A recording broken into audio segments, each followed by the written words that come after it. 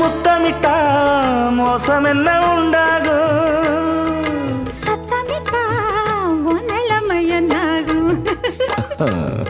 புது வளையல அரைச்சு தொண்டையில தான் நினைச்சு மாமன் கிட்ட பேச போற மணிக்கணக்கா.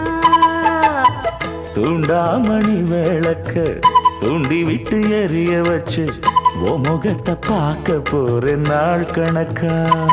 அந்த இந்திரன் சந்திரனும் மாமன் வந்தா எந்திரிச்சு நிக்கணும். அந்த ரம்பையும் ஊர்வசியும் மயிலுக்கு தொண்டுகள் செஞ்சிடணும். நான் காட்டாகி ஊட்டாகி மாமனை தழுவி கட்டிக்கணும்.